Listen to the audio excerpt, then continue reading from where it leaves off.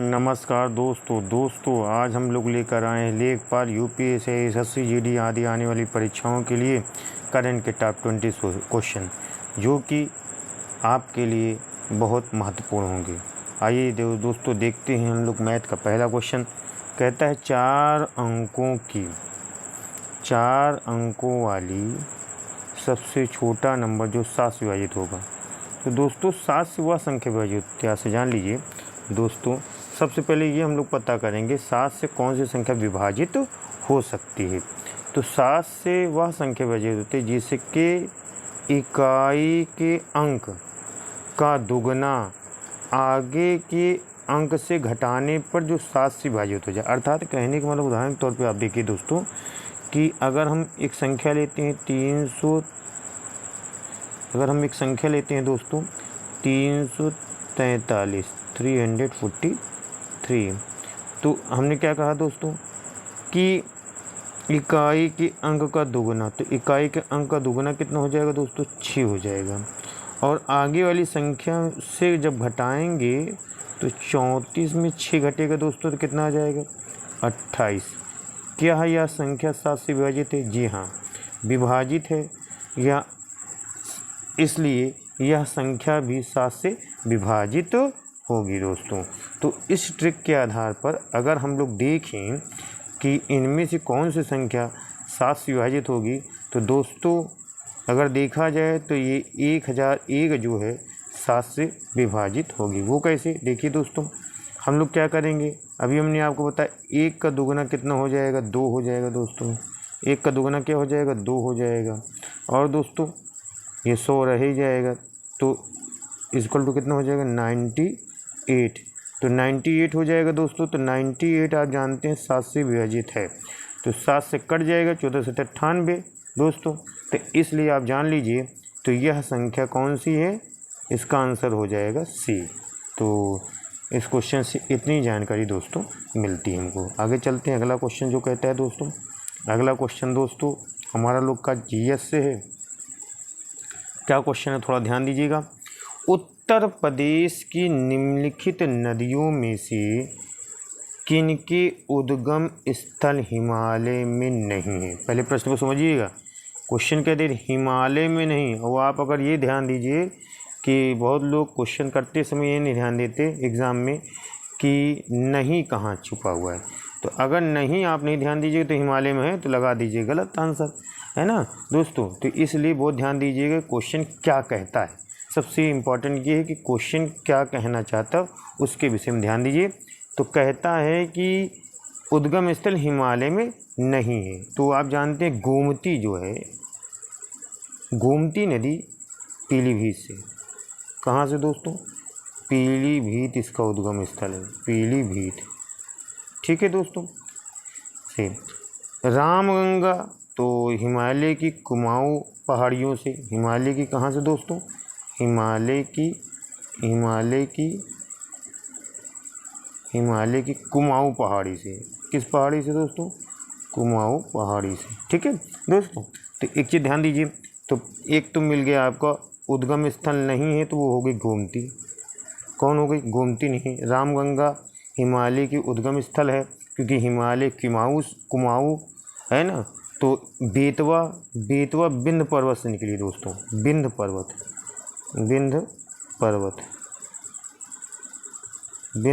से दोस्तों उद्गम स्थल कौन सा है? विंध्य पर्वत। और शारदा भी हिमालय की कुमाऊं पहाड़ी से है। तो दोस्तों अभी आपने देखा हिमालय से कौन कौन? रामगंगा हो गई, शारदा होगी। लेकिन कौन कौन सी नहीं है यहाँ क्वेश्चन पूछा? तो गोमती नहीं है, बेतवा नहीं दोस्तों। तो इसका जो आंसर हो जाएगा 1 और 3 दोनों होगा दोस्तों। 1 और 3। तो आंसर क्या हो जाएगा दोस्तों? 1 और 3। ठीक है दोस्तों। तो क्लियर हो गया दोस्तों। अगले क्वेश्चन चलते हैं। इसका आंसर सी होगा दोस्तों।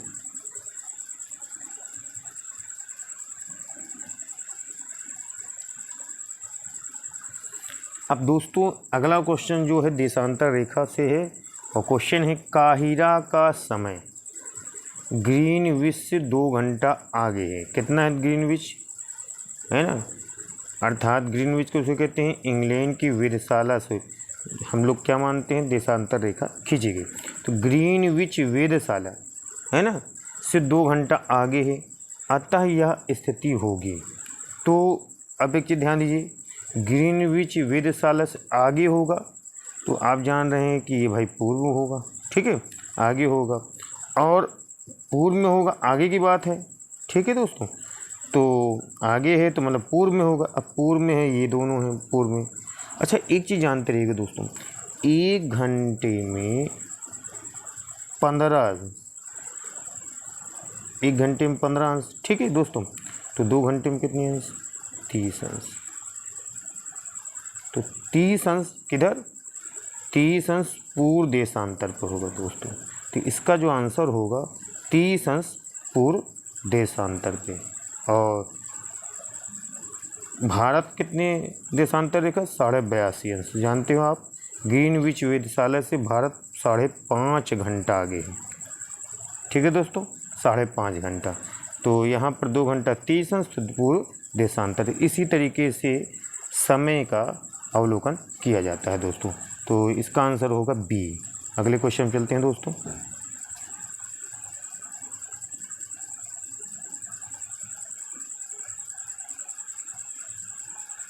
अगला क्वेश्चन कहता है दोस्तों, निम्नलिखित में से कौन राष्ट्रपति के निर्वाचन हेतु निर्वाचक गण के सदस्य हैं, नीचे दिए कूट से आप सही उत्तर छाटिए। तो देखिए, राष्ट्रपति के निर्वाचन मंडल में कौन कौन से सदन के सदस्य आते हैं, तो इस क्वेश्चन को जो पूछ रहा है इसके कोड से आपको छांटना है कि कौन कौन सा सही है दोस्तों। तो आप जानते हैं कि संसद के दोनों सदनों के सदस्य, दोनों सदनों के सभी सदस्य, प्रश्न को ध्यान दीजिएगा, निर्वाचक मंडल में कौन कौन है, राज्य विधान सभाओं के सभी निर्वाचित सदस्य। तो राज्य विधान सभाओं के सभी निर्वाचित सदस्य, तो ये क्लियर है, क्योंकि राष्ट्रपति के निर्वाचन में निर्वाचित सदस्य आते हैं दोस्तों, ठीक है। और अगला, संघ राज्य क्षेत्रों की विधान सभाओं के सभी निर्वाचित सदस्य, ठीक है। संघ राज्य क्षेत्रों की विधान सभाओं के, संघ राज्य क्षेत्र में पांडिचेरी और दिल्ली ना दोस्तों, तो इसके निर्वाचित सदस्य आएंगे। सभी राज्यपाल तथा उपराज्यपाल, ये तो गलत है। तो पहला, दूसरा और तीसरा सही, पहला चौथा गलत है। तो दोस्तों इसका जो आंसर होगा वो बी होगा, 2 और 3, ठीक है दोस्तों।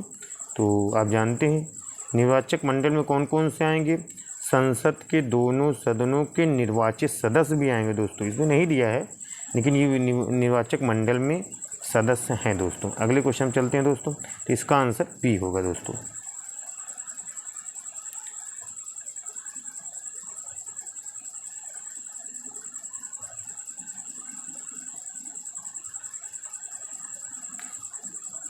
दोस्तों ये क्वेश्चन जो है, अगला क्वेश्चन जो कह रहा है दोस्तों, ध्यान दीजिएगा, वो है कि जननांकी लाभांश के पूर्ण लाभ को प्राप्त करने के लिए भारत को क्या करना चाहिए।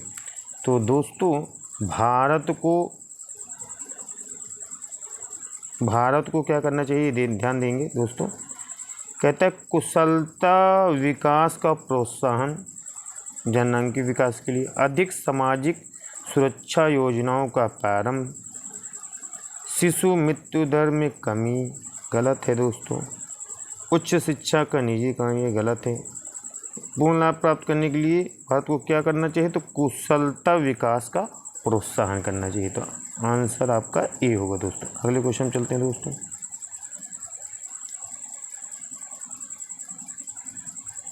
अगला क्वेश्चन कहता है, जब धूप वर्षा की बूंदों पर गिरती है तो इंद्रधनुष बनता है, इसके लिए निम्नलिखित में से कौन सी भौतिक परिघटनाएं जिम्मेवार हैं। तो कौन कौन सी भौतिक परिघटनाएं इसके लिए जिम्मेदार है। तो आप जानते हैं दोस्तों कि परिक्षेपण भी इसके लिए जिम्मेदार है, अपवर्तन भी इसके लिए जिम्मेदार है, आंतरिक परावर्तन भी इसके लिए जिम्मेदार है। तो ये तीनों सही हैं दोस्तों।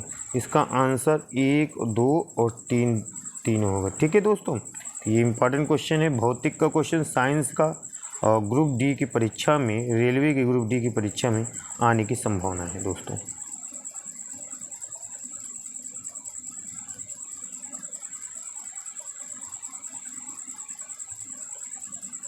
कहता क्या है, निम्नलिखित युग्मों पर विचार कीजिए। राष्ट्रीय उद्यान से होकर बहने वाली नदी, जिन जिन राष्ट्रीय उद्यान से जो बहती है नदियाँ, उसके लिए आपको यहाँ पर सुमेलित करना है, युग बनाना है। तो देखते हैं दोस्तों। ठीक है दोस्तों, यहाँ पे आते हैं। तो आप लोग जानते रहिए दोस्तों कि जिम कॉर्बेट राष्ट्रीय उद्यान, जिम कॉर्बेट राष्ट्रीय उद्यान भारत का सबसे पहला राष्ट्रीय उद्यान कौन सा है दोस्तों? आप जानते रहिए, जिम कॉर्बेट राष्ट्रीय उद्यान। ये कहाँ पर स्थित है दोस्तों? उत्तराखंड में। कहाँ पर स्थित है? उत्तराखंड में, उत्तराखंड में। ठीक है दोस्तों, दूसरी चीज़ कि ये कहता है होने वाली नदियाँ, ये ध्यान दीजिए, जिम कॉर्बेट नेशनल पार्क जो है दोस्तों, ये रामगंगा नदी से, रामगंगा नदी से, सही है दोस्तों। अब दूसरा चीज़ हम देखें, Kaziranga national park. Kaziranga national park है कहाँ पे दोस्तों? आप जानते रहिएगा, असम में है।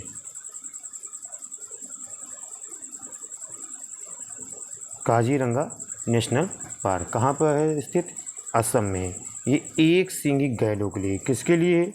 एक सींगी गैंडों के लिए, एक सींगी गैंडों के लिए प्रसिद्ध है दोस्तों। और ये किस नदी पर है?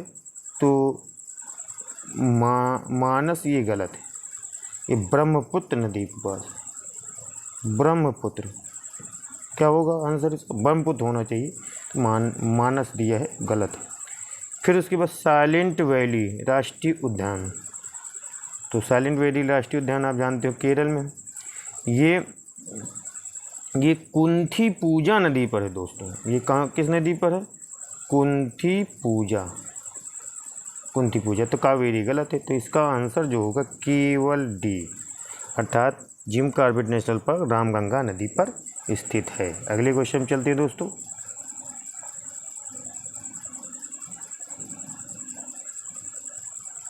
अगला क्वेश्चन कहता है, निम्नलिखित में से कौन से भाग वनस्पति और जंतु दोनों ही कोशिकाओं में पाए जाते हैं? तो देखिए दोस्तों, वनस्पति और जंतु, पादप और जंतु दोनों कोशिकाओं में पाए जाते हैं, ये क्वेश्चन पूछ रहा है। तो निम्न कौन कौन से भाग? कोशिका कला, हरित लवक और रिक्तियाँ। जी नहीं, गलत है दोस्तों।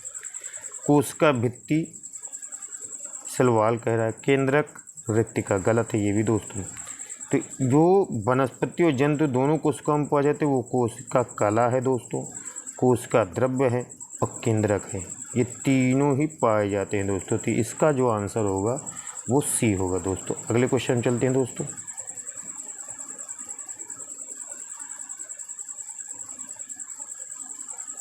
वह कौन सा यौगिक है जो सफ़ेद ठोस है और जो वायु से जलवाष्प को अवशोषित कर देता है?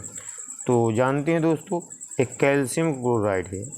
कौन सा यौगिक है? ये कैल्शियम क्लोराइड है। सफ़ेद ठोस है ही है और वायु में जलवाष्प को अवशोषित कैल्शियम क्लोराइड कर देता है दोस्तों। तो इसका आंसर बी होगा, 27 का आंसर बी है आपका। अगला क्वेश्चन चलते हैं दोस्तों।